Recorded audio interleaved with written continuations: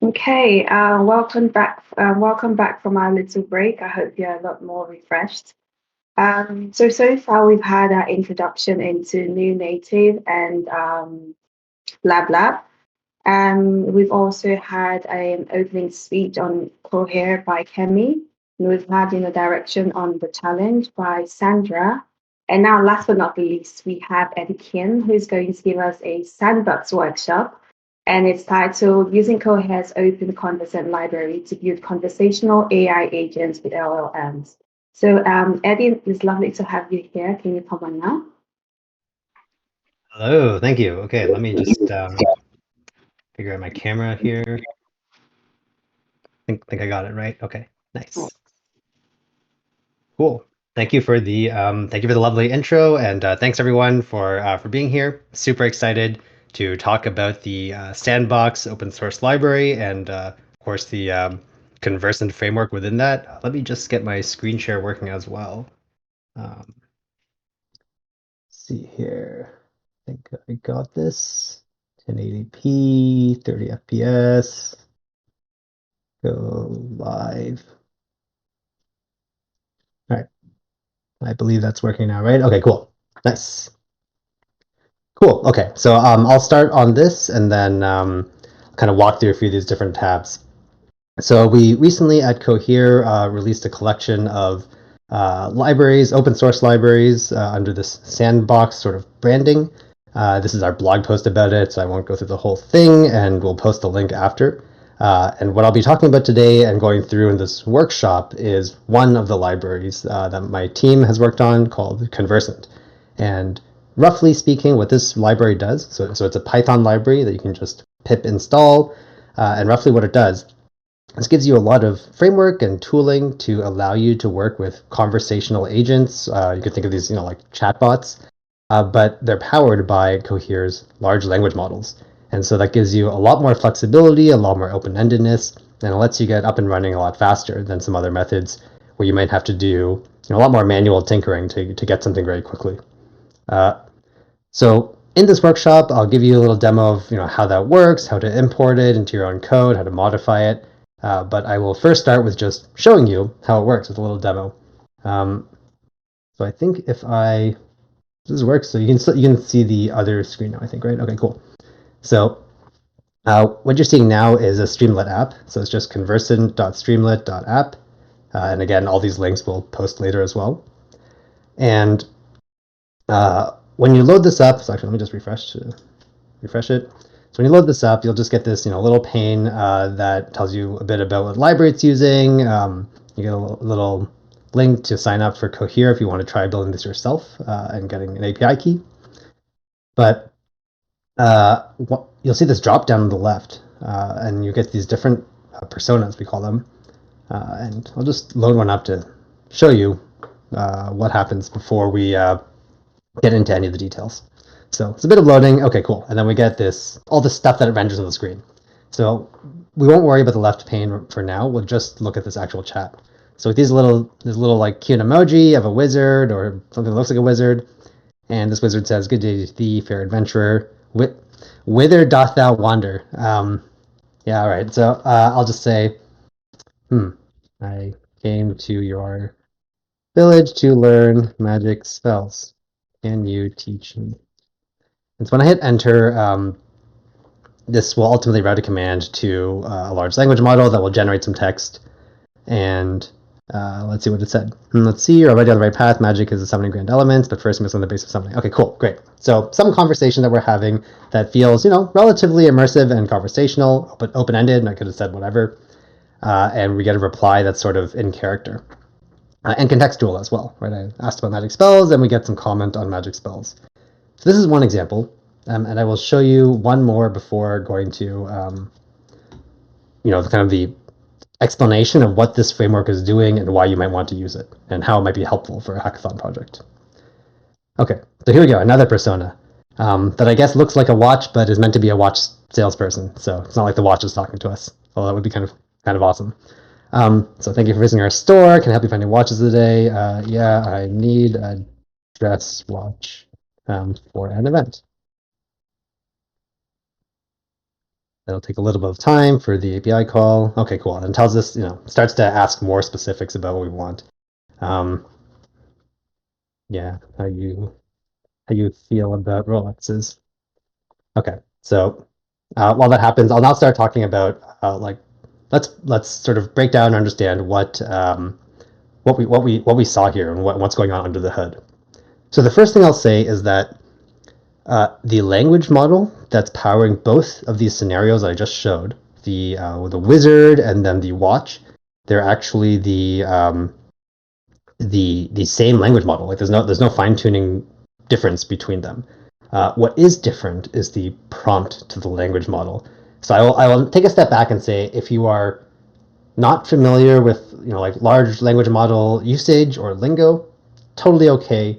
A big part of what this framework is meant to do is to abstract that away, so you don't have to worry about that part.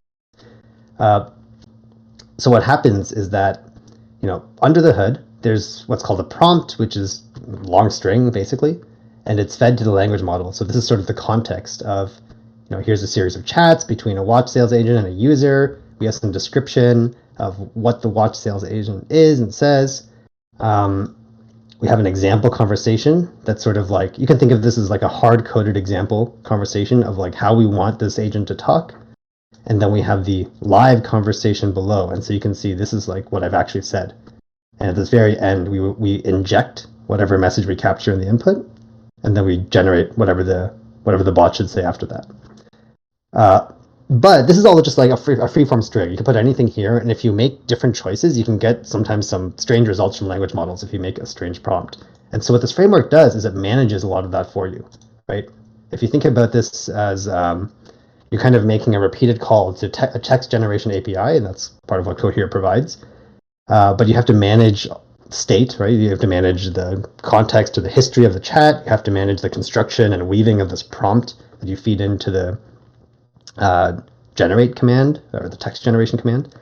And so what the conversant framework does is it lets you use these sort of JSON structured objects to manage a lot of that for you and to prevent any kind of like little differences in the string kind of causing strange behavior. So in a nutshell, then, all these different personas, like the watch sales is like a fortune teller, the wizard, anything that you might want for that could be useful for whatever hackathon project you're building, all you really have to change is this JSON, and you can get some pretty interesting results out of that. So I will leave it at that for the demo. If you want to try, like for the Streamlit demo part, if you want to try it yourself, the URL is pretty short. You can just go here and load it up, and then it should work. And you can try different, let's see here, there's like if you want to edit it live, you can do that too, and you can like actually change the values of some of these things.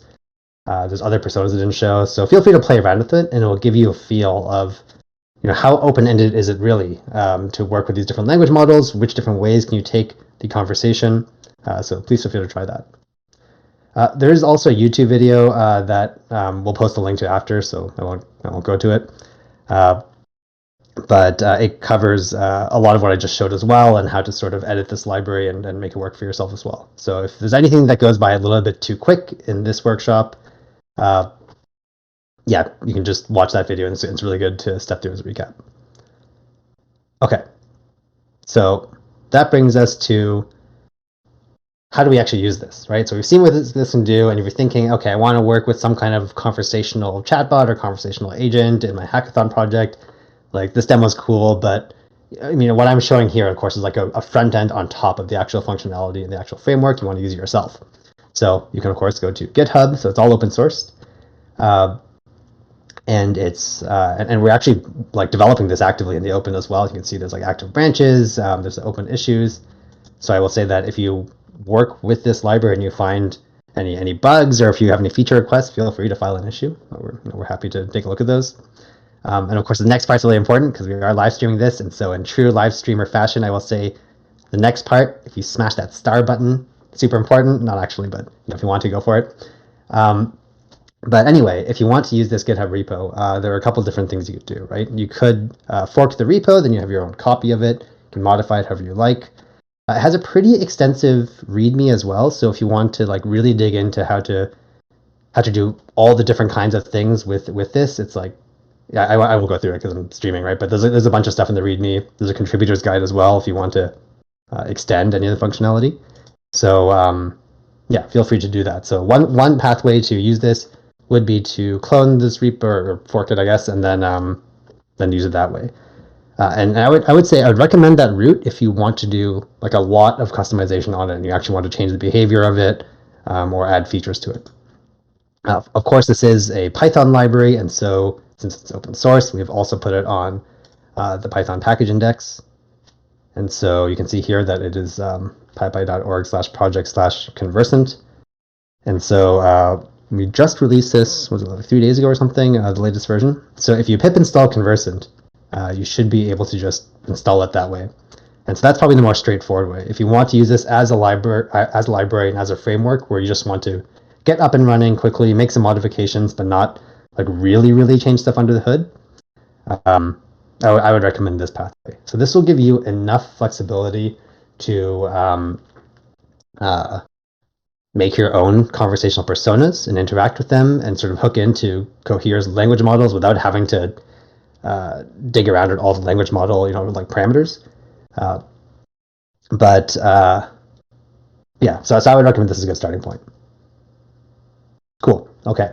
So I think with that, we can flip over to screen sharing VS Code, and I can show you some like actual demos of how to use this library. And to do that, I need to remember how to switch shares in Discord. So let me figure that out here. So I want to go to VS Code, and then I think I hit the share button again. Let's see here, change windows. Yeah, nailed it. Okay, cool. So 1080p, 30 FPS.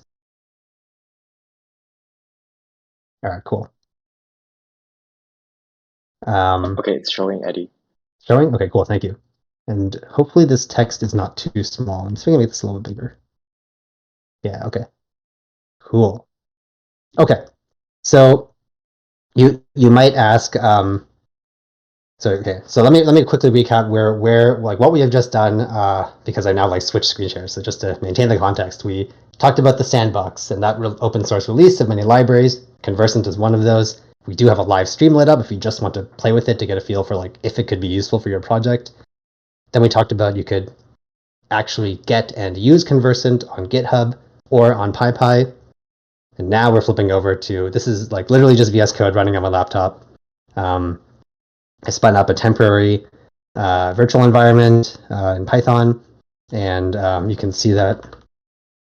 So this is just the terminal at the bottom of the VS Code screen. If I pip freeze and grep for Conversant, okay, yeah, and I've like pre-installed it because I didn't want to install live. So yeah, so this is installed on this virtual environment.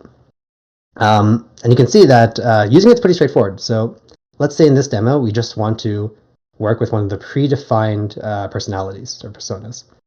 It's really just a few lines of code, right? So we import Cohere because we're going to need our client with our API key that you can store in many ways. I mean, environment variables are recommended because you don't want to leak your API key in the code.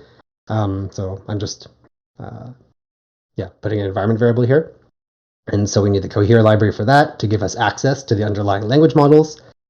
And then we need Conversant. And so there are a few different abstractions that Conversant provides, but one of the like highest level ones is this idea of a chatbot that uses large language model prompts. And so we call it a prompt chatbot. We're really great at naming things, right? It's very literal. So a prompt chatbot, and we can instantiate it or initialize it from a persona. So in this case, because it's a preset persona, well, actually, sorry, well, it is a preset persona, but if you want, let's say we want to customize it, right? So what you can do is I've actually made locally here a personas folder. I call it Fantasy Wizard, and there's a config.json in here. I go to that. I literally copy pasted this from the one that we have on the Streamlit, so in GitHub. But you can see now under the hood, you can see a lot of like how is this all put together, right? So there's a config for the chatbot. How many lines of context does it remember? What is its emoji avatar? And here, if you've ever worked with any large language model like generation parameters, you can see that's all kind of packaged under the hood here. right? So there's the size of the model, how many max tokens you generate, temperature. So I would say this is one of those things where, like, if you're familiar with this, feel free to tinker with it, and if you're not, like, you shouldn't need to touch it. You can just leave it as it is, and it should just work. And then the chat prompt config is where you actually change the description of what's going on, right? Like, what kind of personality is it? How does it talk? You can give it examples of conversations that will sort of be remembered. Cool. So that's what we're doing here, right? We make a bot, make a fantasy wizard, we pass it the Cohere client, we point it to our local directory so it knows, like, where does it find the JSON file. And in this case, the bot has a nice reply function that's very high level. So reply, it takes in a string and then it gives you back a string, right? So you can imagine that you call this in a loop where you pull for user input and you can expose that to whatever front end you want, right? Whether it's like command line or whether it's a web app or whatever, you can do whatever you choose. So if I try this, Python, what did I call this? Workshop demo. I used to just tab up, right? .py. And so I run it, it should, right? Should take a few seconds and then it should generate a reply. Yeah, cool. I can teach thee, but only if thou art truly worthy, because I asked, hello, can you teach me a magic spell? Makes sense. Nice. Okay, so that's workshop demo 1. I know I'm like screen sharing code here, and it's useful when you can actually see it in text. And so after this, we will share a link to a GitHub gist that has like this code here that you can copy, paste, modify, all that stuff. Cool. So that's one demo of, again, recapping using this conversant library, and you can see that in like basically 2 function calls slash a few lines. You can get to a chatbot that has a defined personality where you configure everything in a JSON file, and then you can just hit reply over and over again and like continue a conversation. And the bot manages all the stuff like the calls to the language model, manages the chat history, all that stuff. Like, it's just kind of the boilerplate of managing a chat is done for you. Okay, then we have one more workshop demo. So what if you want to do a little bit in line, or just try another example of like how you can customize this, right? If you didn't want to use an external JSON file, you could import, again, a prompt chatbot. You could also import a chat prompt. So this is like the managed JSON-like or dictionary structure, I guess, that has some validation built into it, but it will ultimately stitch together that very long string prompt that gets fed into the language model.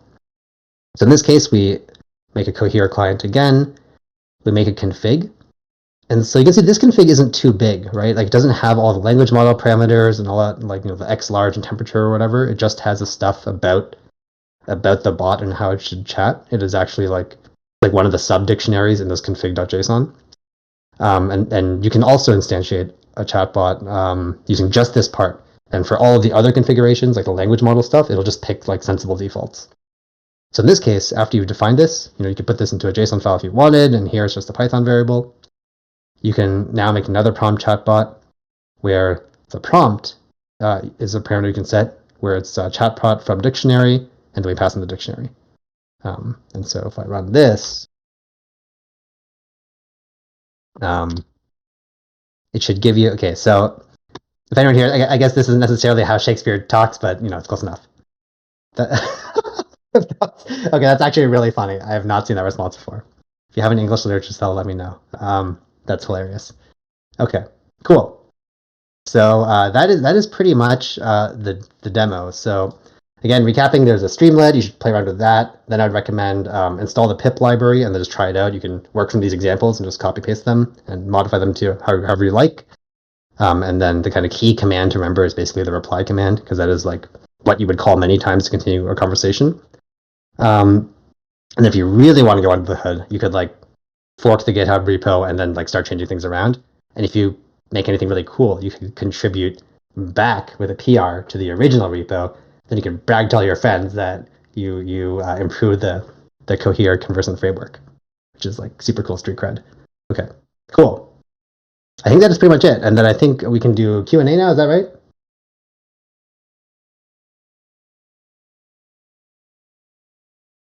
Well, now. Yes, everyone in the chat, please, if you have any questions to Eddie, please write them down. We'll wait a couple of minutes. If any questions come out, we'll read them to Eddie live here. And of course, if anyone has questions later, they can ask you later, right, Eddie? Yeah, sure.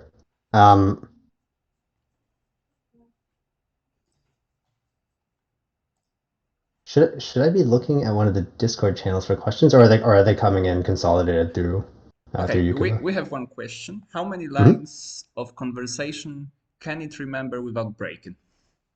Oh, that's such a good question. Okay, yeah. Okay, so the number of lines is slightly dependent on like how much text is in the lines. So okay, that was the kind of cryptic answer, so I'll try to be much more literal. The actual constraint is when you pass like text to this text generation command in Cohere's API. There's a limit on the number of tokens, which are kind of like subword bits, and you can't exceed that limit. Practically speaking, the limit that tends to translate to in this library is that if you set the number of lines to sort of like 8 to 10, and the lines are sort of maybe a couple sentences at most, it seems to typically not break, because what will happen is you get sort of like a sweeping window, and it will just forget things that are too long ago in the conversation, um, and only keep that latest stuff. But if you set that window to be sort of too big, or if you like type a whole bunch of stuff at once, like more than a page long, um, then yeah, you could sort of break it that way. So yes, recapping, I would say the default. I think the default for most of these personas it's actually in the config.json. Um, yeah, the max context example is 10, and that seems to work for most things we've tried. But of course, if you like adversarially add lots of text, you can definitely find ways that you would sort of have too much text there. Okay, Eddie, your next question is, what is the biggest challenge while using it? How do we overcome it? That's a good question. What is the biggest challenge? I think the biggest challenge is maybe the balance between doing a particular goal-oriented conversation really well versus being open-ended and completely flexible, right? Because I guess the guarantee you sort of have is that when the user types something, like the user's giving you a string, and then if you use this framework and use the underlying language model, you'll get back a string. It's some continuation of the conversation, which I know is kind of a trivial statement, but what it means is that if you want to have really high quality open-ended conversation, that is a kind of a goal you could go for. But to optimize for that at the same time as doing a really specific goal, I'm trying to think of an example here. So because I'm looking at the fantasy wizard, let's say your hackathon has something to do with like a fantasy game, like a medieval fantasy game, and you want a character that's like an NPC in a dungeon that tells you about the dungeon. Like that's a very, very specific goal. But if you wanted that character to also be good at answering like the current stock price of several real world companies, like those are two different goals that are very hard to balance and have it do well. So I would say that's probably the hardest thing to craft if you're doing something like this that's fairly prompt based, where you kind of give it this sort of like example set of a conversational track, I would say, along with this description. Okay, awesome. How expensive would be one regular conversation with Cohere? Okay, that's a really good question. So I would say if you're trying with low like rate / low concurrency, so if you're just testing for yourself to make sure it works and you use a trial key, then I guess the answer is like $0, because at 100, so I guess at the rate limit we have a trial keys. From what I've seen, it works fine to have like one user testing it out. So you can basically use it in like dev mode and or debugging mode, I suppose, and it should work fine. If you are actually using a prod key and then doing some number generation, oh man, I have to think about this and also double check that I'm not misremembering how our pricing structure works. Dang, that's a good question. I will say this: I can't answer this off the top of my head because I would have to actually like look up our pricing structure and double check that. But I can tell you the method I've used to calculate it, which is that we're charging like per generation, and so you could get a sense of using the trial key. You could sort of like log how many generations you're doing in a few conversations, and then use that to pretty accurately estimate the cost that you would incur by doing this with a prod key, times the number of users or concurrency or something. So I think that would be a reasonable way to estimate ahead of time what your cost is going to be before like just committing to it.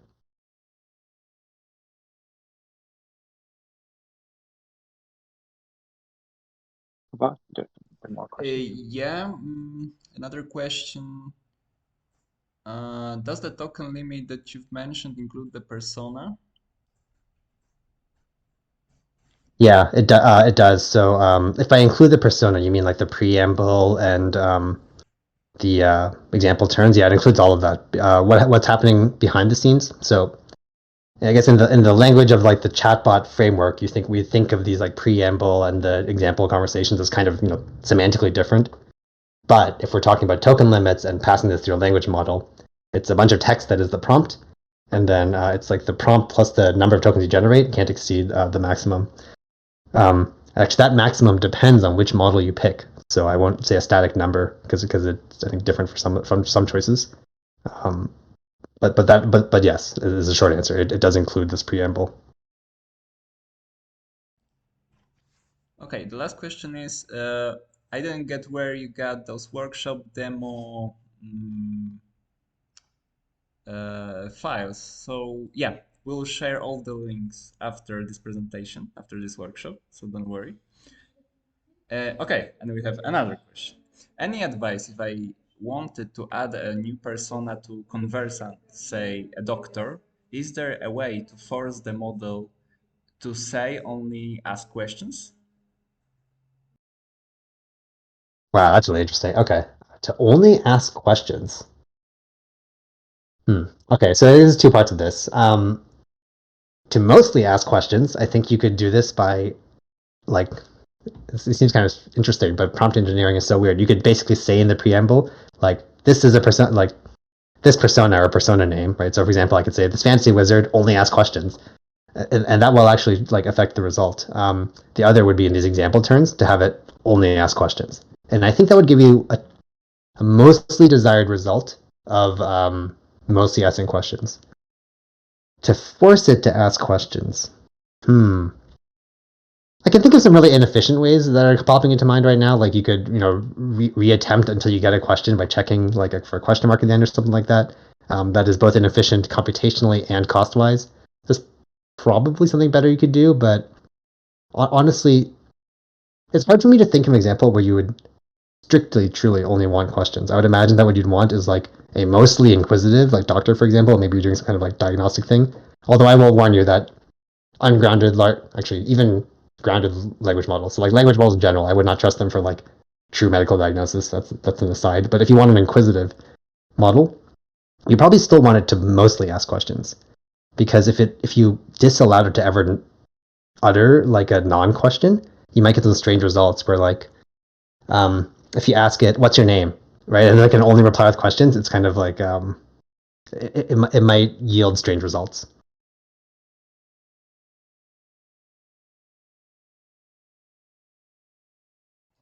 Okay, here's the longer one. Mhm. How to teach model some knowledge, for example, 200 documents or 200 podcast transcripts, so the model can more or less accurately answer questions based on knowledge. Is it possible that model answer with link to raw information where it made answer from? Okay, that's a really good question. So if I understand right, this is a question about like factually grounded conversation. So if I ask a question like, when was some company founded? Like there is a correct answer to that. Um, so let me see here. There is partial support for this in the Conversant library, kind of, but but more robust support is coming up in an upcoming release. But if you dig around the GitHub versions, I think it'd just be hard to get working with the pip installable version. But if you were to fork the GitHub library, there's like a document data class and a searcher object, and the idea is that you can have some set of documents, you can embed them, and then do like a nearest neighbor search and sort of rephrase the bot's responses based on what it finds in a search. Realistically, you would need to write a bit more code to get that working. That is something we're looking into in an upcoming way, but I would say some good inspiration. If you want to try this in the scope of the hackathon, I would highly recommend looking at one of the other Sandbox repos. So that first link I showed with the blog post, and we'll share that link later, it has a number of different repositories that are open source, and one of them is like a question answering bot that does exactly this workflow of like you ask a question, it does a Google search, it gets the responses and embeds the content in them, and then does like a prompt injection. So it says like, okay, based on this context, answer the question. And the idea of doing that in a conversation is to kind of link those two things together, right? Like at some point in a conversation, you basically want to execute that whole workflow. So you can do it, but there's definitely some trickiness in actually the trickiness is basically in deciding like when should you ground and answer a question. It's not always obvious when it's a question or not. So there are many different approaches that you can do that. Thank you. Another question. Does Cohere have any usage guidelines, like OpenAI GPT-3? Any restrictions on the kind of applications built on top of Cohere? Yes, no, we do. I don't want to misquote them, so I won't try to do them by memory, but they're like definitely on our website somewhere. I think there's I mean, the usage restrictions are probably not that hard to guess. They're like the things you would expect. But yeah, it's on our website somewhere. I think in the sign up workflow, we mention like which things you can't use it for. Yeah. Okay, next one is there a way to integrate this with metaverse/VR world 3D interactions? For example, HTML from glitch.com/3D integration to spatial XR. I'm gonna go with maybe, and let me try to give a speculative answer. So I don't think I'm familiar with all the examples that are mentioned, but okay, I mean, I'll say it this way. With this library, like, although the Streamlit I showed was like some, it's like some web app as the front end, in principle, the front end could be anything because what the library lets you do is let you define some sort of bot's personality and kind of a conversational example track. And then as long as you pass it strings that you might have captured from a user in some form, the reply will call an underlying language model and then give you back a string that you could again like render in some form. So if I had to think of like a VR example or a metaverse example or even just like a game example, you could do like you have to chain together a lot of things, right? But you could do like speech to text from the user to get the text, then call reply with whatever you captured there, then get the model's reply from the underlying Cohere language model, then do like text to speech, and then like have the character say that. I would expect the challenge there would be like latency. So at least for the Cohere end of things, one way you can control latency would be to pick a smaller model. So in the config.json, set to x large, you could pick the smaller things and they'll be faster. They might be worse, so like contextually they might be not as coherent, I suppose, or they might not make as much sense. But that could be one way to do that. But yes, in a nutshell, the interface through which these replies are exposed or through which the user's utterances are captured, it's agnostic to that. So as long as it's something you can plug Python into, then it should work. Is Python library equivalent for Node.js library? Yeah, okay, so okay, that's a good point. So although Cohere has an SDK for many different like languages and frameworks, Conversant right now it's only a Python library. So this is a good point. So yeah, so if you want to use Conversant, it actually is only existing in a in a Python form. But that's good feedback. Maybe we should consider other languages. Okay, GPT-3 can Google information if it does not know it. Can Cohere do it? GPT-3 can also use Python packages to solve math. Can Cohere do it? Yeah, those are the questions. So in these language models that we're using, they are pure like text to text models. I guess you can generate some code, but it's like pretty inconsistent. It's not meant. So for example, the model that we're calling under here, the Cohere X large model, it's not meant as a code generation model. So you might serendipitously have like a chatbot that generates some code, but I would not count on that. And then for executing like API searches based on what you pass it, these models don't do that. Okay, thank you very much. These are all the questions.